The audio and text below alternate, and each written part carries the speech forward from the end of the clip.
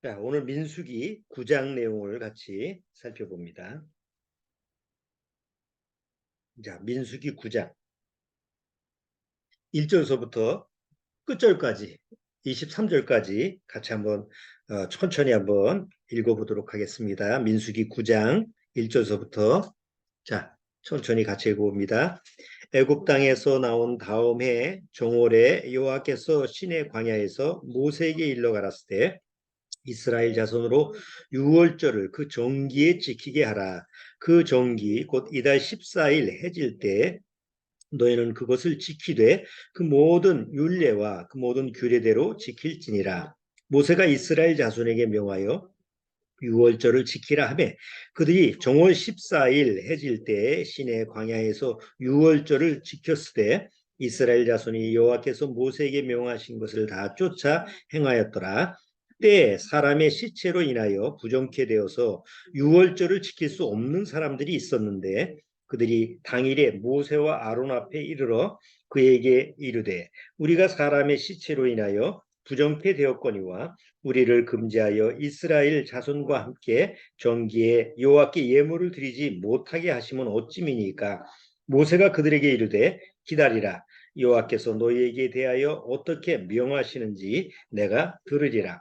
여호와께서 모세에게 일러가라사대 때 이스라엘 자손에게 고하여 이르라. 너희나 너희 후손 중에 시체로 인하여 부정케 되든지 먼 여행 중에 있든지 할지라도 다 여호와 앞에 마땅히 유월절을 지키되 2월 14일 해질 때 그것을 지켜서 어린 양의 무교병과 쓴나물을 아울러 먹을 것이요 아침까지 그것을 조금도 남겨두지 말며 그 뼈를 하나도 꺾지 말아서 유월절 모든 율례대로 지킬 것이니라.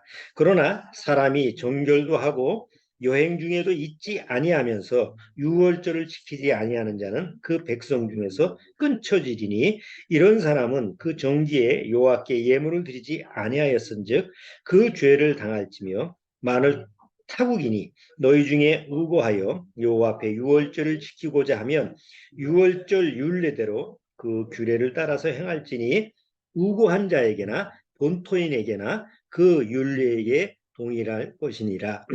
성막을 세운 날에 구름이 성막 곧 유증거막을 덮었고 저녁이 되면 성막 위에 불 모양 같은 것이 나타나서 아침까지 이르렀으되 항상 그러하여 낮에는 구름이 그것을 덮었고 밤이면 불 모양이 있었는데 구름이 성막에서 떠오른 때에는 이스라엘 자손이 곧 진행하였고 구름이 머무는 곳에 이스라엘 자손이 진을 쳤으니 이스라엘 자손이 여호와의 명을 쫓아 진행하였고 여호와의 명을 쫓아 진을 쳤으며 구름이 성막 위에 머무는 동안에는 그들이 유진하였고 구름이 장막 위에 머무는 날이 오랠 때에는 이스라엘 자손이 여호와의 명을 지켜 진행치 아니하였으며 혹시 구름이 장막 위에 머무는 날이 적을 때에도 그들이 다만 여호와의 명을 쫓아 유진하고 여호와의 명을 쫓아 진행하였으며 혹시 구름이 저녁부터 아침까지 있다가 아침에 그 구름이 떠오를 때에는 그들이 진행하였고 구름이 밤낮 있다가 떠오르면 곧 진행하였으며 이틀이든지 한 달이든지 1년이든지 구름이 성막 위에 머물러 있을 동안에는 이스라엘 자손이 유진하고 진행치 아니하다가 떠오르면 진행하였으니 그들이 여호와의 명을 쫓아 진을 치며 여호와의 명을 쫓아 진행하고 또 모세로 전하신 여호와의 명을 따라 여호와의 직임을 지켰더라. 잠깐 기도드리고 시작하도록 하겠습니다. 하나님 아버지 감사합니다. 이 마지막 때 우리가 쳐다볼 것은 이 땅이 아니라 바로 하늘, 그 주님이 하나님이 계시는 그 하늘 위를 쳐다봐야만이 우리가 생명의 길을 걸을 수 있는 줄 압니다. 이 세상에는 소망이 없고 어두움밖에 없는 이런 세상에서 아무것도 의지할 것도 없고 건질 것도 없고 내가 신뢰할 것이 없다라고 하는 것을 우리는 분명히 기억해야 될 줄 압니다. 다만 세상에 육신이 사는 동안 우리가 또 열심히 일을 하면서 살아가지만 항상 우리가 쳐다봐야 될 것은 이 땅이 아니라 바로 하늘인 줄 압니다. 이 말씀을 명심하고 오늘 민수기 9장을 통해서 다시 한번 하나님이 원하시는 그 말씀을 우리 심령에 잘 새길 수 있도록 주님께서 인도하여 주옵소서. 시종을 주님께 부탁드리오며 예수님의 이름으로 기도드리옵나이다. 아멘. 자, 오늘 민수기 9장 내용은 하나는 유월절에 대한 규례고 하나는 구름이라고 하는 그런 내용입니다. 자, 우리가 지금 민수기 1장 뭐 출애굽기서부터 출애굽기 그다음에 이제 레위기 그다음에 민수기 이제 나가고 있는데 그런 과정이 지금 1년이 지났어요. 1년 동안 여러 가지 일이 있었죠. 우선 이스라엘의 첫 원년, 이스라엘이 하나님 앞에서 정식으로 첫 시간을 허락받은 게 바로 1월 14일이죠. 그때서부터 이스라엘의 달력이 시작된 거예요. 그 전에 것은 뭐 하나님이 인정하지 않고 이스라엘 민족, 하나님이 택한 이스라엘 민족의 역사적인 시작은 언제냐면 바로 6월절서부터 시작됐어요. 그래서 1월 14일서부터 시작됐죠. 너희가 문설주에다 피를 발라라. 그것이 너희한테 6월절이 되리라. 그리고 6월절은 이렇게 지켜라. 그리고 문설주에 피를 바르고 그 문 안으로 들어가서 쓴나물과 또 뭐 그 양 그것을 구워 먹고 여러 가지 하나님이 규례대로 거기서 진행하다가 그 다음에 바로 탈출하는 그게 이제 이스라엘의 첫 시작이 됐죠. 자, 그 다음에 어디를 건넜죠? 6월절을 지나고 홍해를 건넜죠. 홍해 바다를 건넌 것은 바로 이스라엘 민족이 죽음이라고 하는 그 바다에서 거기서 건짐을 받았다라고 하는 영적인 모습이에요. 근데 실제로 영적인 상징적인 얘기가 아니라 실제적인 그들은 경험이었죠. 그래서 홍해를 건넜어요. 홍해 건너고 나서 그 다음에 뭐 마라의 쓴물이 있었고 또 조금 지나가서 이제 이스라엘 민족이 물이 없다고 막 난리를 치니까 반석에서 물이 나왔어요. 그다음 또 먹을 것이 없다고 또 난리를 치니까 하나님이 만나를 내려줬어요. 야, 이 만나만 먹고 우리가 정력이 쇠야 한다. 이거 뭐 어떻게 살겠냐? 그러니까 메추라기를 줬어요. 이런 게 다 1년 안에 이루어지는 일련의 사태들이에요. 그 중간에 이제 한 3개월 정도 진행하다가 어디로 도착하죠? 시내산에 가게 됩니다. 그래서 시내산에서 뭘 받게 돼요? 거기에 이제 머무르면서 하나님이 모세를 불러서 율법, 십계명과 율법을 주시죠. 그리고 율법과 또 같은 율법 외에 또 뭘 줬어요? 율법만 주면 다 죽죠. 율법을 지킬 수가 없으니까.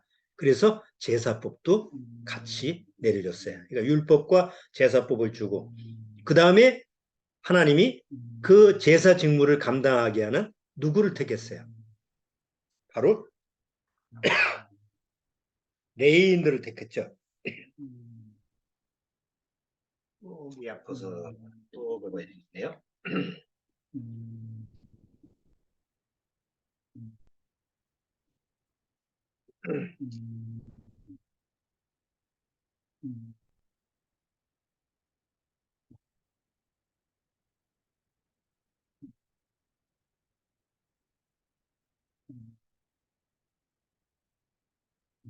자, 그리고 레위인을 택해서 하나님의 직무를 맡게 했죠. 그리고 이제 그리고 지난주에 이스라엘의 12지파가 다 하나님 앞에 예물을 드리는 것을 하나님이 기뻐 받으시고 그리고 레위인들로 하여금 이제 직무를 맡게 했어요. 그게 이제 1년 지금 지난 거예요.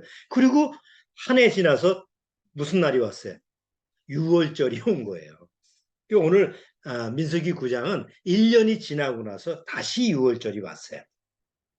그 안에 과정을 보면 이제 여러 가지 지금까지 말씀드린 여러 가지 하나님의 인도하심이 쭉 있었잖아요. 그리고 모든 게 정비가 됐죠. 그리고 성막도 완전히 이제 딱 완성돼 있어요. 그 성막이 완성됐고 하나님이 세운 그 성막을 중심으로 해서 하나님이 임재를 하시고 거기서 나타나시고 이스라엘 백성한테 하나님 말씀을 전하는 이런 모든 체계가 다 갖춰지는 게 1년 걸렸어요. 이제는 이스라엘 민족이 뭐만 하면 돼요? 이제 하나님의 인도하심을 받는 거예요. 인도하심을 받는데 이제 문제는 하나님이 눈에 보여요, 안 보여요? 눈에 안 보이죠. 하나님이 이스라엘 백성을 이렇게 인도를 하시는데 눈에 안 보이는데 그러면 눈에 안 보이는 하나님의 그 보이지 않는 하나님을 이스라엘 민족으로 하여금 어떻게 쫓아가게 하느냐. 그래서 필요한 게 하나님이 창조물 중에 으뜸인 구름이라고 하는 것을 여기서 이스라엘 민족한테 주고 너희는 구름을 쫓아서 와라. 그것이 곧 나를 쫓는 거다. 그래서 이제 6월절이 지나고 나서 바로 이스라엘 민족은 뭐만 하면 돼요. 뭐 이제 다른 게 필요가 없어요. 뭐 이거 해라 저거 해라 하나님은 뭐 그런 거 필요 없어요. 이미 율법은 주어졌고 하나님의 제사법도 주어졌고 그리고 그것을 이스라엘 민족으로 하여금 잘 지키게 할 수 있는 레인도 세웠고 교육도 시키고 그러니까 모든 게 다 완비되어 있기 때문에 이스라엘 민족은 뭐만 하면 돼요. 그냥 구름만 쫓아가면 되는 거예요. 그래서 오늘 민수기 9장의 내용이 뭐냐? 바로 6월절을 지킨 이스라엘 민족은 이제 구름을 쫓아서 가는 그런 삶을 가면 된다라고 하는 두 가지의 모습을 보여주는데 그게 우리한테는 어떻게 중요한 부분이냐. 이게 이스라엘 민족한테만 적용되는 게 아니라 우리 영적인 이스라엘은 구원받은 우리한테도 6월절과 구름이라고 하는 것은 굉장히 중요한 부분이라는 거죠. 그래서 그런 부분을 같이 연관시켜 보려고 그래요. 자, 이스라엘 민족한테 가장 중요한 시작은 6월절이라고 했습니다. 그럼 구원받은 성도인, 구원받은 우리들한테도 하나님 옆에서 가장 중요한 시작은 뭐예요? 바로 6월절입니다. 자, 이스라엘 민족은 6월절을 통해서 이스라엘 민족의 역사가 시작되고 하나님이 너는 내 백성이야. 내가 택한 백성이야. 그렇기 때문에 내가 너를 책임져 줘. 이게 하나님의 규례고 약속이고 하나님과 영원히 함께하겠다라고 하는 관계가 형성된 거죠. 그게 바로 6월절이에요. 그러니까 6월절이 없는 이스라엘 민족은 있을 수가 없어요. 이스라엘 민족이 디아스포라라고 해가지고 전 세계에 흩어져 있잖아요. 전 세계에 흩어져 있으면서도 그들이 잊어버리지 않고 끝까지 지키는 절기 중에 가장 큰 절기가 바로 6월절이에요. 매달 첫 시작이 6월절부터 시작되니까. 그러니까 이스라엘 민족은 6월절이 없는 것은 아무것도 아닌 거죠. 이런 민족이 있을까요? 전 세계적으로. 우리나라가 뭐 설날, 추석 그거 뭐 안 지킨다고 해서 뭐 큰일이고 요 뭐 올해 들어와서 부정 안 쉬었다고 해서 그게 뭐 목숨이 왔다 갔다 하는 일이 아니잖아요. 근데 이스라엘 민족은 여기 뭐라고 그랬어요? 만약에 6월절을 지키지 않으면 이 백성 중에서 끊쳐지지라 했으니까 아예 상관없이 만들겠다고 하니까 이건 아주 죽는 것보다 더 끔찍한 게 그 이스라엘 무리에서 분리가 되는 거예요. 그렇잖아요. 그렇기 때문에 6월절이라는 건 이스라엘 민족한테 목숨보다 더 중요한 거죠. 목숨보다 더 중요한 거니까 지켜야 되는데 문제가 하나 생겼어요. 6월절을 지키려고 그러는데 그때 이제 집에서 죽은 사람이 생긴 거예요. 뭐 부모님이 돌아가셨다든가 형제 자매가 죽었다든가 그러면 안 받을 수가 없잖아요. 장례를 치러야 되는데. 갑자기 그런 일이 벌어져서 모세와 아론한테 가서 아니 6월절을 지켜야 되는데 지금 죽은 시체를 만져가지고 지금 못 지키게 됐다. 우리 못 지키게 하는데 이거 어떻게 하면 좋겠냐. 그럴 때 이제 중요한 거는 모세가 아이디어를 딱 하나 내가지고 그래? 그럼 무슨 다른 방법을 한번 강구해 볼까? 이러면 이제 종교가 되는 거예요. 거기서부터 종교라는 게 나오는 거예요.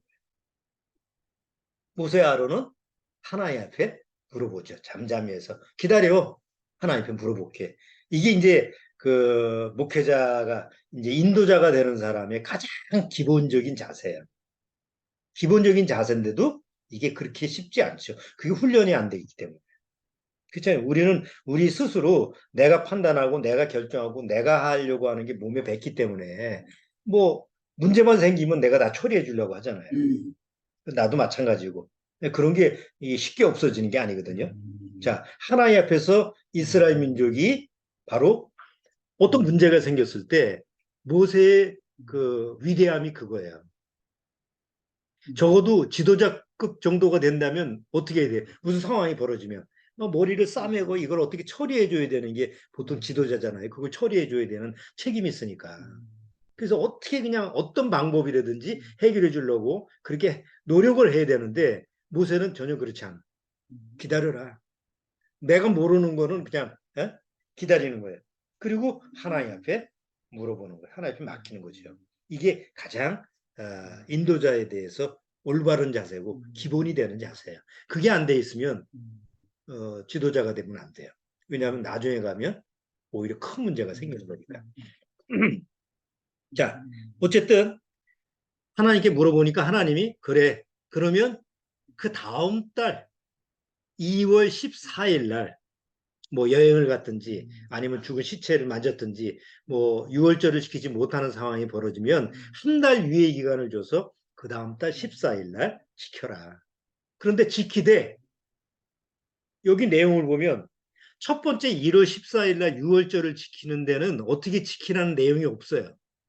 그냥 규례대로 지켜라. 그런데 2월 14일 날 지키는 부분에 대해서는 아주 그냥 자세하게 나와 있어요. 왜 그렇죠? 2월 한 달 지나서 지킨다고 해서 어영부영 그냥 뭐 대충 하듯이 그러면 안 된다는 거예요. 1월 정월 14일 날 드리는 거하고 똑같이 2월 14일에도 하나도 빠짐없이 더 철두철미하게 반드시 지켜야 되는 게 6월절이에요. 그러니까 6월절이라는 데에는 예외라는 상황이 없는 거예요. 그만큼 하나님 앞에서 하나님이 지시하는 대로 하나님이 명령하신 대로 그대로 지켜야 되는 거예요. 자, 그러면 구원받은 우리한테는 아까도 우리가 가장 중요한 게 뭐라고 그랬어요? 하나님 앞에 예배드리고 기도하고 뭐 교회에서 봉사하고 뭐 하고 뭐 11조하고 뭐 그렇게 자기가 행위적으로 하는 게 중요한 게 아니에요. 중요한 거는 바로 하나님과 나와의 관계 속에서 무슨 약속을 맺었어요? 6월절이라는 약속이 맺어졌죠. 6월이라는 뜻이 뭐라고 그랬어요? 패스오버. 내가 지나가리라. 뭐가 돼 있을 때? 피가 발려졌을 때 내가 지나가리라 그랬잖아요. 그러니까 6월절이라고 하는 행사에 이스라엘 민족은 반드시 어린 양의 희생 제물의 피를 하나님께 드리고 그리고 하나님의 규례대로 양 고기를 먹고 그 다음에 거기서 쓴 나물과 아울러서 더불어서 먹는 거는 다 지금 우리한테는 예수님과 연관되는 거잖아요. 다 6월절에 관련된 건 다 예수님과 연관되는 거기 때문에 나한테 6월절이라는 건 뭐예요? 바로 나하고 예수님과의 관계를 얘기하는 거예요. 이스라엘 민족은 1년에 한 번씩 6월절을 지켰죠. 또 6월절을 못 지키면 그 다음 달 2월 14일 날 이렇게 날짜를 정해서 지키라고 돼 있지만 우리한테는 구원받은 우리한테는 매일이 시작이 6월절부터 시작돼야 돼요. 내가 눈 뜨면 자동적으로 나는 예수님 안에 있지. 예수님의 피로 구속함을 받은 사람의 신분이지. 난 예수 안에서 이렇게 시작돼야 되겠구나. 그러니까 이게 이제 매일매일이 시작이 돼야 되는 거죠. 자, 근데 그게 매일 아침에 시작돼야 되는데 그게 의식적으로 시작되는 건 아니잖아요. 자, 그래서 그것을 내가 물론 그런 걸 안 했다고 해서 구원받고 나서 내가 아침에 뭐 그런 마음의 자세를 안 가졌다고 해서 내 안에 6월절이라고 하는 것이 없는 건 아니에요. 그런데 실제로 그것을 의미적으로 안 하고 시작하는 거하고 그냥 아무 생각도 없이 시작하는 거하고는 다르다는 거지. 그 하루가. 그래서 좋은 방법이 뭐냐면 아침에 일어나서 기도하고 말씀을 보는 잠깐이라도 성경 말씀을 잠깐이라도 이렇게 보는 자세가 되면 자동적으로 그게 그래 오늘도 내가 예수님 안에서 말씀으로 시작되는 그런 하루가 또 시작되는구나. 이게 이제 습관화되는 거예요. 물론 저는 이제 뭐 설교를 매일 묵상하고 준비해야 되기 때문에 아침에 일어나면 그 다음 주 설교 주제되는 그 오늘 민수기 9장이다. 그리고 이제 매번 아침서부터 민수기 9장을 읽고 시작하는 그런 시작이 되는데 그런 부분이 오히려 우리가 조금 아침에 의도적으로 좀 습관화시키면 내가 하나님과 나와의 관계 속에서 유월절이라는 의미가 자동적으로 더 밀접하게 적용이 되겠죠. 자, 그래서 그런 생활 습관을 들이는 게 가장 좋은 방법 중에 하나입니다. 자, 어쨌든 우리가 구원받고 나서 구원받으면 자동적으로 유월절이라는 것이 지켜지는 거죠. 1년에 한 번, 뭐 두 번 이렇게 지키는 게 아니고 그 시간 속에서 이미 그리스도 안에서 예수님 안에 있기 때문에 유월절은 자동적으로 지켜지는 거예요. 내가 굳이 피를 안 발라도 이미 우리 안에는 뭐가 발라져 있어요?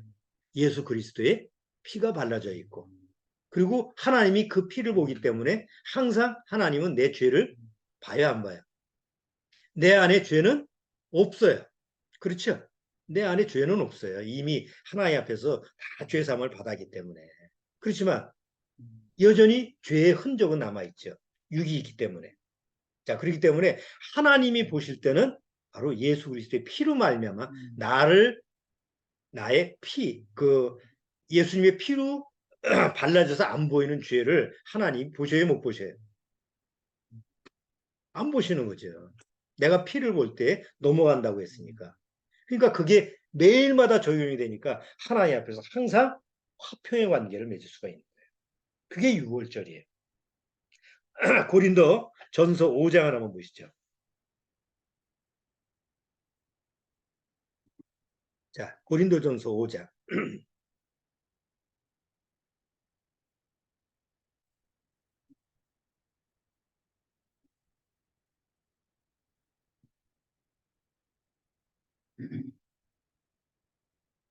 고린도전서 5장.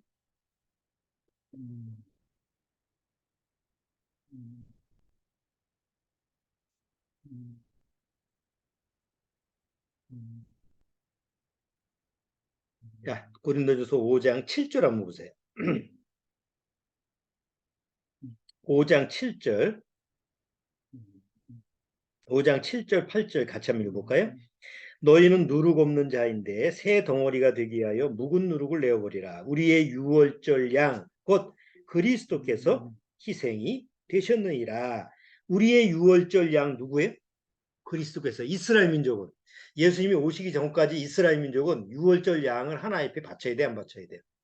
드려야 되죠. 유월절 양을 제사장한테 드리고 그 유월절 날 양을 잡아서 피를 내서 그 피로 말미암아 속죄함을 받고 이런 유월절 행사를 이스라엘 민족은 율례대로 지켰는데 우리는 예수님께서 유월절 양이 되신 거예요.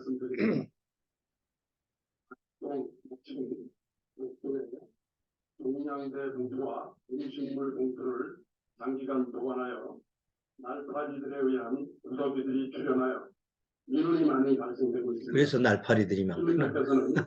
종량대 봉투나 음식물 쓰레기를 절대로 목도에 보관하지 말고 바로 처리해 주시기를 바랍니다. 자, 고린도전서 5장 7절에 자, 7절, 8절, 7절만 읽을게요. 너희는 누룩 없는 자인데 새 덩어리가 되게 하여 묵은 누룩을 내어버리라. 우리의 유월절 양 곧 그리스도께서 희생이 되셨느니라. 그러니까 예수님을 믿고 구원받은 사람은 유월절 양이신 예수님이 어떻게 되어 있는 거예요?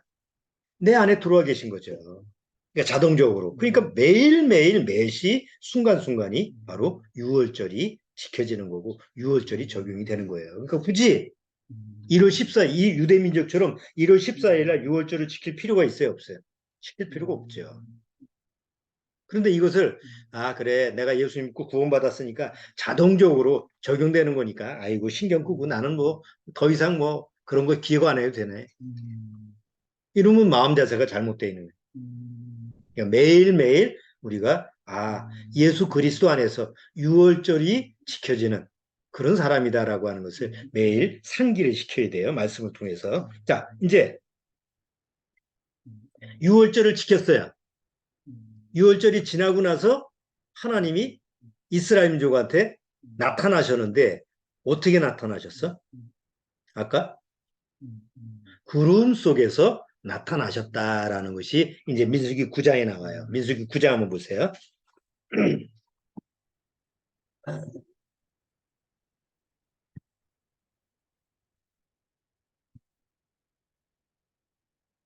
음, 음, 음, 자, 민수기 9장 15절 한번 보세요. 음, 민수기 9장 15절. 음, 성막을 세운 날에 구름이 성막, 곧 증거막을 덮었고 저녁이 되면 성막 위에 불 모양 같은 것이 나타나서 아침까지 이르렀을 때 항상 그러해요. 낮에는 구름이 그것을 덮었고 밤이면 불 모양이 있었는데 자, 구름 성막이 완성되고 나서 그 성막 위에 구름이 있어요. 그러니까 구름이 있다라고 하는 것은 누가 임재하신다는 거예요. 하나님이 임재하신다는 거죠. 밤에는 성막 위에 불 모양 같은 것이 있어요. 그러니까 구름 기둥과 불 기둥이 이스라엘 민족한테 항상 그건 눈에 보이는 거예요, 안 보이는 거예요? 눈에 보이는 거죠.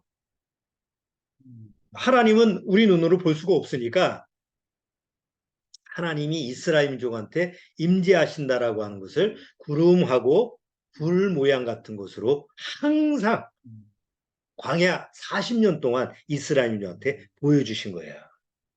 그러니까 그렇게 항상 보여줌에도 불구하고 나중에 이제 보면 이스라엘이 하나님을 자꾸 배반하고 또 불순종하는 모습을 또 우리가 보게 되죠.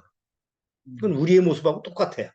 하나님이 살아계시다라고 하는 그 틀림없이 말씀을 통해서 내 안에 살아계시다라고 하는 것을 보여주심에도 불구하고 우리는 여전히 또 하나님을 또 못 믿어하는 이런 유괴 성품이 있다라고 하는 것을 우리가 늘 경험을 하잖아요.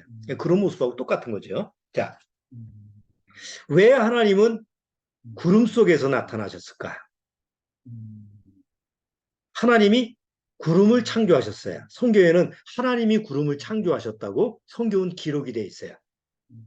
성경에 어떤 신이 뭐 구름을 만들었다 이 다른 내용에 굳이 그런 걸 기록할 필요가 없어요. 근데 성경에서만 하나님이 구름을 창조하셨다고 그래요. 한번 보세요. 욥기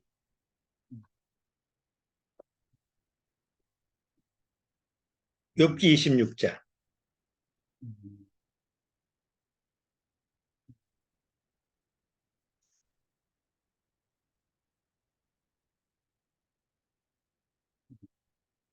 자, 욥기 26장 8절. 욥기 26장 8절 9절 같이 한번 읽어볼까요? 물을 빽빽한 구름에 싸시나 그 밑에 구름이 찢어지지 아니하느니라. 그는 자기의 보좌 앞을 가리우시고 자기 구름으로 그 위에 펴시며. 자, 구름을 하나님이 창조하셨는데 그 구름으로 뭐예요? 자기의 보좌를 하나님의 보좌를 가리운다. 그러니까 구름의 목적이 뭐예요? 하나님이 쓰기 위해서 구름을 만든 거예요. 근데 구름이 어떻게 생겼냐? 물이에요, 물 다. 물, 물인데 물이 보통 우리 물 컵에다 보면 밑에 이 막혀 있어야지 안 쏟아지잖아요. 어? 그런데 하늘 위에 구름은 물을 빽빽한 구름에 이렇게 싸셨는데 물인데 쏟아져요, 안 쏟아져요? 비 올 땐 쏟아지지. 비로 쏟아지니까. 어? 아, 지금 이제 어제도 그러고 그제도 그러고 뭐 폭우 때문에 사람도 많이 죽고 그랬는데 그 비구름을 보면 어, 사방 가로 세로 높이 1km, 1km는 1000m예요. 1000m, 1km, 1km, 1km 그 공간에 들어가 있는 그 물의 양이 500톤이라고 그래요. 그러니까 1km 가로 세로 1km 높이 1km의 그런 무슨 용기라고 한다면 그 안에 들어가 있는 게 500톤 정도의 물이라고 그래요. 그럼 500톤이 어느 정도냐? 워터파크에 들어가는 게 한 1500톤이라고 그래요. 워터파크에. 그러면 그거보다 작은 수영장, 그 한강 보면 이런 수영장 있잖아요. 워터파크는 워낙 크니까. 근데 그거보다 작은 수영장 정도의 한강 수영장? 한강에 있는 수영장 정도가 한 500톤 정도 돼요. 그 500톤 정도의 물이 어디에 떠 있는 거예요? 공중에 떠 있는 거예요. 물이. 아니, 물이 어떻게 떠 있을 수 있지? 우리 상상할 수가 없잖아요. 여기 한번 보세요. 36장. 엽기 36장.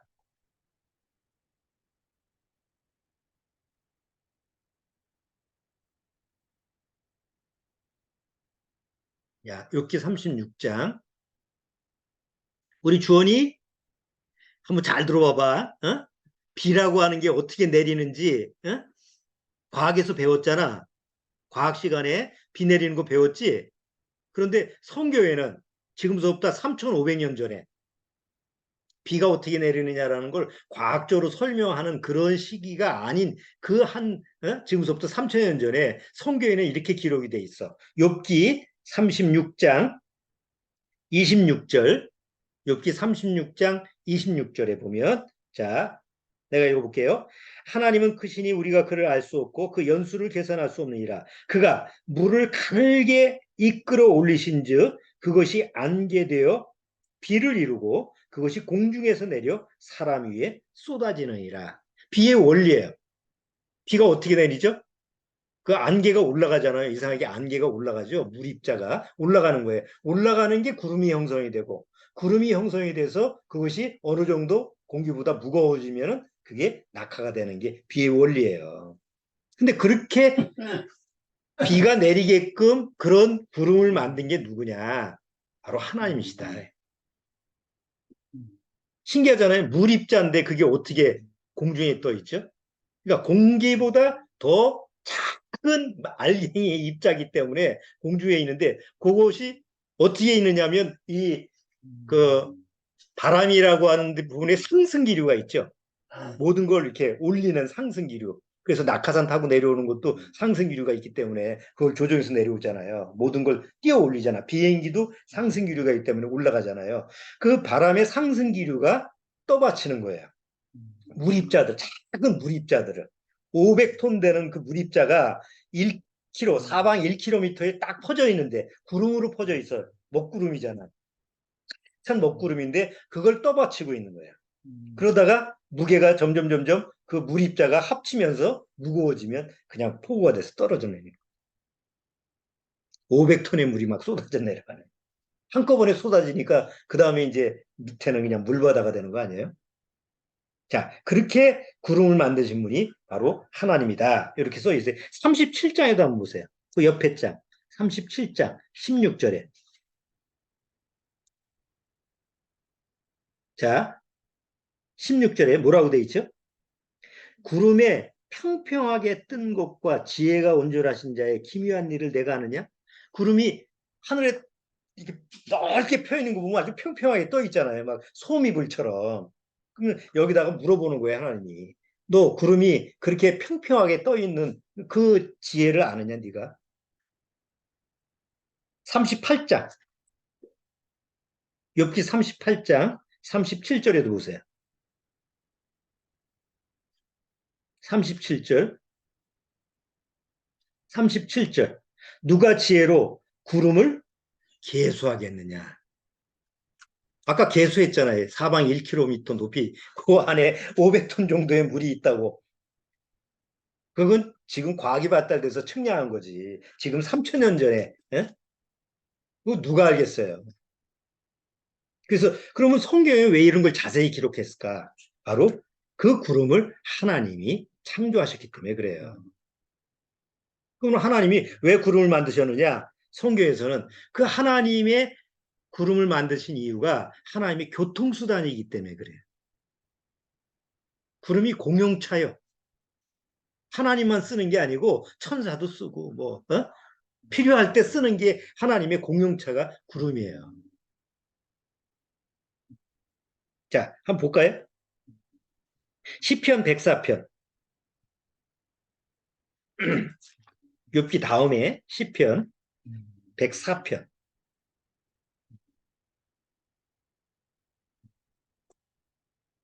시편 104편 3절. 시편 104편 3절.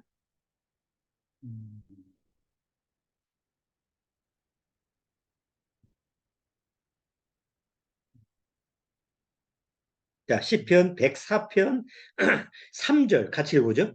주께서 옷을 입은 같이 빛을 입으시며 하늘을 휘장같이 치시며 물에 자기 누각의 들보를 얹으시며 구름으로 뭐예요?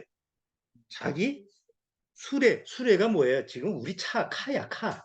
자동차. 옛날 말로 수레, 번역을 수레로 해서 그렇지. 자기 수레, 자기 카. 구름으로 자기 전용 자가용으로 삼으셨다 이거예요.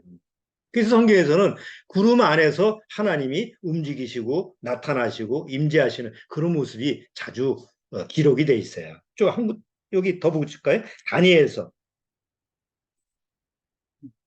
다니엘서 한번 보세요.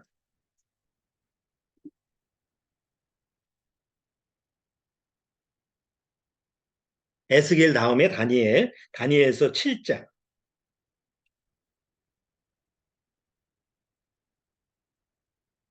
다니엘서 7장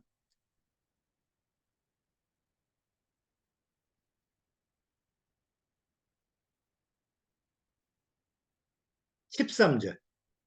다니엘서 7장 13절에 보면 여기 환상 속에서 다니엘이 뭘 보느냐면 13절에 내가 또 밤 이상 중에 보았는데 인자 같은 이가 뭘 타고 와서 하늘 구름을 타고 와서 옛적부터 항상 계신 자에게 나와 그 앞에 인도되매 아니 그냥 슉 오면 되는데 굳이 뭘 타고 오셔?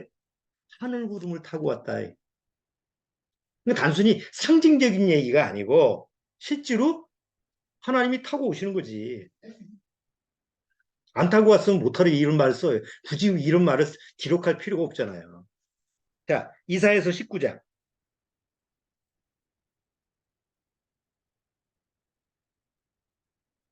이사에서 19장.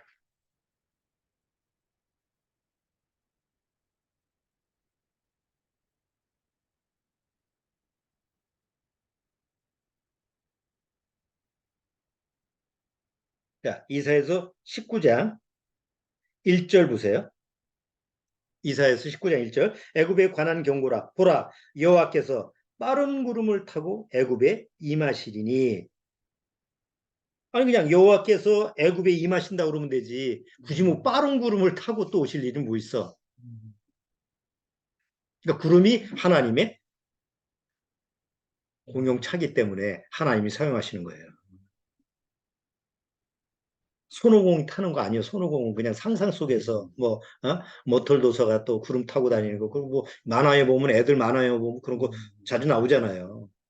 그러니까 상상력에서 아 구름을 또 어떻게 타면 좋겠다 이렇게 생각을 하는데 하나님은 직접 그것을 타실 수 있는 거예요. 왜? 하나님이 창조하고 있다. 근데 어떻게 그럴 수가 있냐? 그 인간이 생각해서는 납득이 안 가는 거지. 근데 만드신 분이 타고 간다는데 누가 뭘 할 거야? 그래서 요한계시록에도 보세요. 요한계시록. 요한계시록 1장.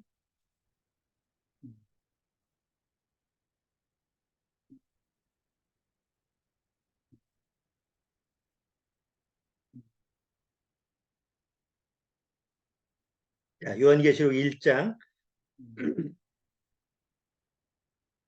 7절 한번 보세요.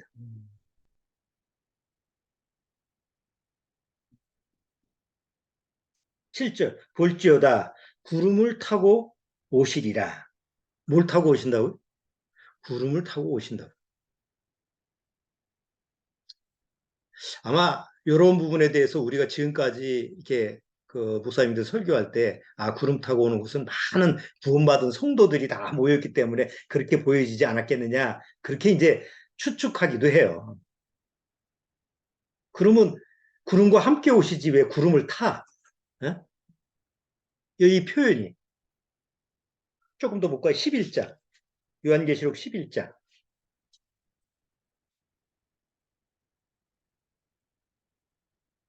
요한계시록 11장 12절.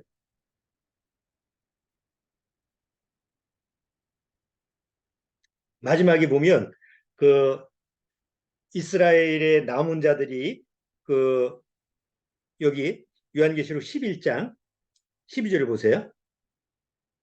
지상에 남은 사람들이 서로 이제 그 두 선자가 죽고 나서 적그리스도한테 죽고 나서 막 서로 예물을 보내고 뭐 이렇게 하는데 그 죽은 두 사람이 다시 살아나요.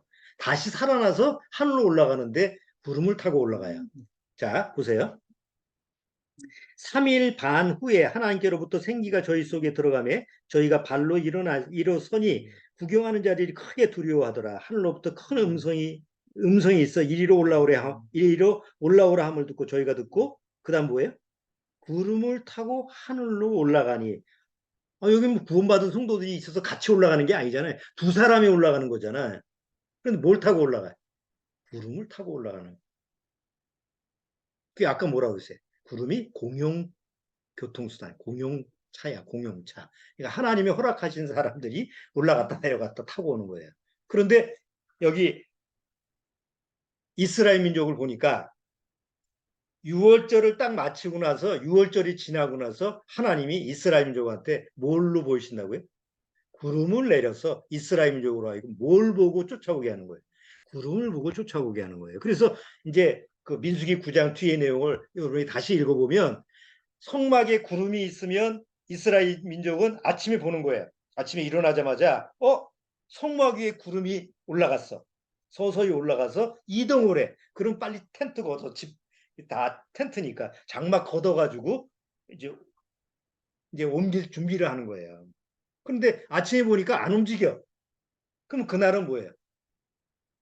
그냥 머물러 있어야 되는 거예요. 그러니까 항상 이스라엘 민족은 뭐만 바라봐야 돼요?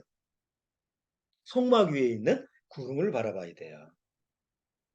성막 위에 그 하늘을 쳐다봐야 돼. 아, 이게 움직이나 안 움직이나. 예? 조금만 이게 이동하는 것 같다 그러면 바로 짐 싸가지고 모세가 가자 이렇게 소리쳐서 가는 게 아니라는 거예요. 그러니까 이스라엘 민족 전체가 누구나 다 성막 위에 있는 구름을 보고 그렇게 가는 거예요. 그러니까 누가 인도하시는 거예요? 모세가 인도하는 거예요? 하나님이 인도하시는 거예요? 하나님이 인도하시는 거죠. 자, 그런데 요한계시록 보면 예수님이 다시 오실 때 예수님이 뭘 타고 오시느냐? 바로 구름을 타고 오신다고 성경에는 또 예언이 돼 있어요. 마태복음 17장.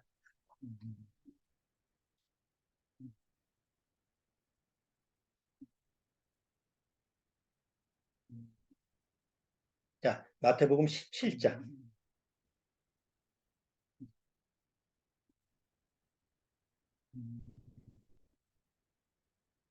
마태복음 17장 5절 보세요.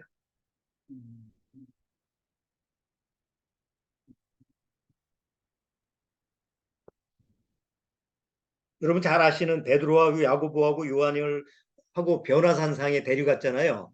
그때 예수님께서 변화되시잖아요. 네? 자, 변화되는데 5절을 보세요. 하늘에서 하나님의 말씀이 소리가 나는데 말할 때 호련히 무슨 구름이? 빛난 구름이 저희를 덮으며 구름 속에서 소리가 나서 가로되 이는 내 사랑하는 아들이요 내 기뻐하는 자니 너희는 저희 말을 들어라. 하나님의 음성이 어디 속에서 나타나는 거예요? 빛나는 구름 속에서 나타나는 거예요.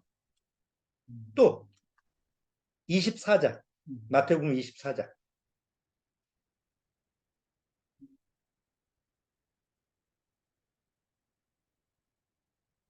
마태복음 24장 30절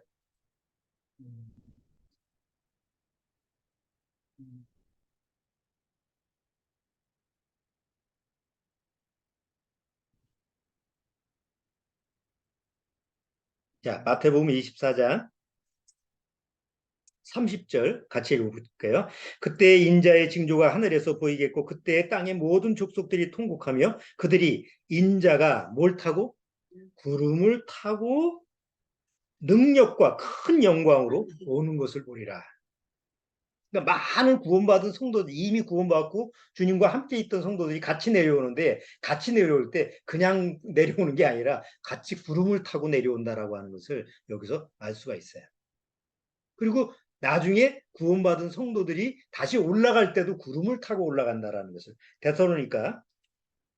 데살로니가 전서 4장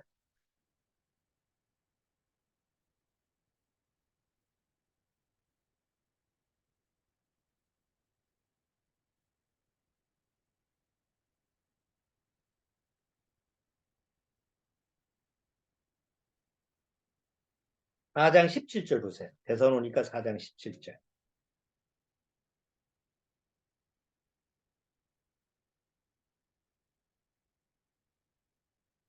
자, 4장 17절 같이 읽어보죠.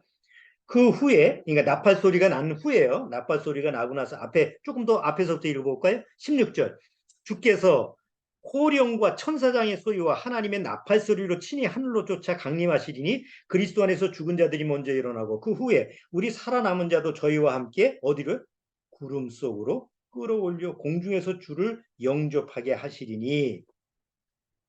그러니까 구름 속으로 끌어올린다라고 또 성경에는 예언돼 있죠. 자, 그렇다면 중요한 거는 뭐예요? 그러면 어떤 구름이지? 그리고 하늘만 쳐다보고 있을 거예요? 지금 우리한테는 이스라엘 민족은 눈에 보이는 구름을 쫓아갔어요. 왜? 그게 하나님이 인계하심으로 하나님이 구름 속에서 이스라엘을 인도한다라는 것을 가르쳐 줬으니까. 그런데 이스라엘 민족이 봤던 건 구름이에요? 아니면 구름 안에 있는 하나님의 임재하심이에요? 하나님의 나타나심이죠. 지금 우리는 구름을 보라는 얘기예요, 지금? 아니죠. 거기서 우리한테 주는 교훈이 뭐예요? 이스라엘 민족이 구약에서 이스라엘 민족이 구름을 보려면 어디를 쳐다봐야 돼요?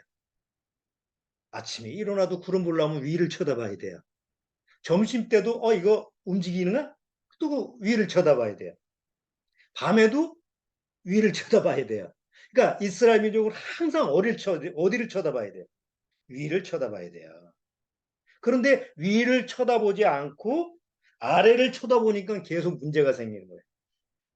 이스라엘 민족이 광야 생활 동안에 자세히 보면 문제가 일어나는 그 문제의 요소를 보면 항상 땅을 쳐다보고 아래를 쳐다보니까 거기서 문제가 일어나는 거예요.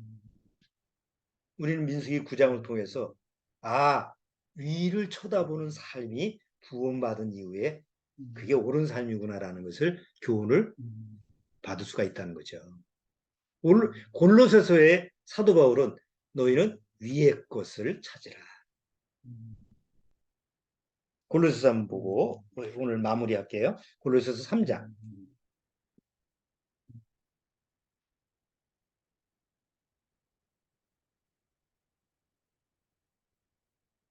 자, 골로새서 3장.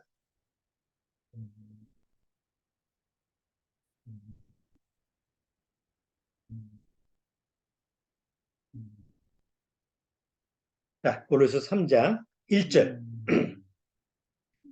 그러므로 너희가 그리스도와 함께 다시 살리심을 받았으면, 다시 살리심을 받았다라는 건 뭘 이제 지키는 사람이 되는 거예요. 유월절이 지켜지는 사람은, 그렇죠? 위의 것을 찾으라. 거기는 그리스도께서 하나님 우편에 앉아 계시느니라. 위의 것을 생각하고 땅의 것을 생각지 말라. 이는 너희가 죽었고 너희 생명이 그리스도와 함께 하나님 안에 감추었음이니라. 우리 생명이신 그리스도께서 나타나실 그때 너희도 그와 함께 영광 중에 나타나리라. 주님께서 뭐 어떤 구름을 타고 오시든 우리가 어떤 구름 속에서 끌어올리든 그거는 중요한 게 아니에요. 그거는 뭐 하나님의 약속이니까 당연히 주어지는 거지. 그러니까 뭐 하늘 보고 구름만 쳐다볼 필요가 없어, 이제는. 우리 마음에, 우리 심령의 초점이 어디에? 위의 것을 찾으라. 위를 쳐다보라. 위의 것을 보라. 우리는 여전히 육의 성품이 있기 때문에 자꾸 아래를 향해요. 그래서 짐승의 수준은 항상 땅만 봐요. 짐승은 땅만 봐요. 사람은. 라틴어로 사람이라는 뜻은 위를 쳐다본다라는 뜻이래요. 사람이라는 말을 라틴어로 만들 때 어떤 어원을 가지고 있는 단어로 만들었느냐? 위를 쳐다보다라는 단어로 만들었어요. 왜? 사람만이 위를 쳐다보니까. 닭도 위를 쳐다보는 그 물 먹을 때 생리적인 요소로 하는 거지. 그 마음의 요소가 하늘 쳐다보고 뭘 찾는데 하늘을 보는 게 아니잖아요, 동물들은.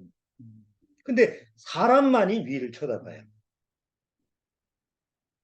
구원받은 사람만이 위의 것을 찾을 수 있어요. 위의 것을 찾으라.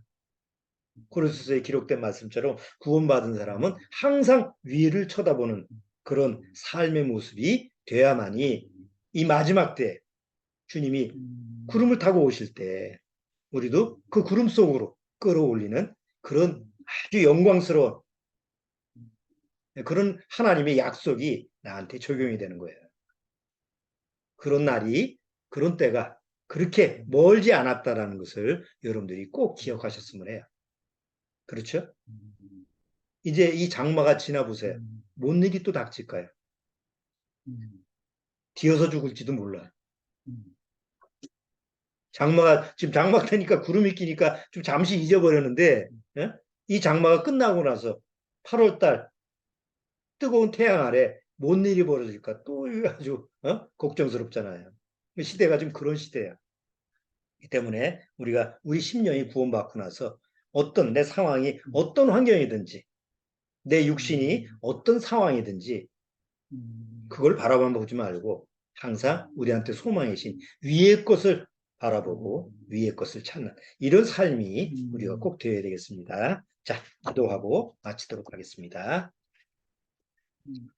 하나님 아버지, 오늘 민수기 9장을 통해서 유월절을 지킨 이스라엘 민족이 이제 위를 쳐다보는, 하늘로 쳐다보면서 구름을 쫓아 행하는 그런 하나님의 인도하심을 살펴봤습니다. 그것은 우리에게 예수 그리스도 안에서 항상 유월절 양이신 예수 그리스도 안에서 사는 것과 위의 것을 찾고 주님이 계시는 그 위를 쳐다보는 그런 소망으로 우리가 살아가야 되는 교훈을 오늘 같이 교제를 나눴습니다. 아무쪼록 참으로 구원받은 성도라면 위의 것을 찾는, 위의 것을 구하는 그런 심령의 자세로 매일매일 살아가도록 주님께서 말씀으로 우리를 인도하여 주옵소서. 육신이 연약하고 육신이 곤고한 그런 몸이 아픈 우리 성도들 안에서 말씀으로 위안이 되고 힘이 되고 위의 것을 찾는 그런 소망으로 이겨낼 수 있는 그런 능력을 주님께서 허락해 주옵소서. 예수님의 이름으로 축원하옵나이다. 아멘. 자, 마치도록 하겠습니다.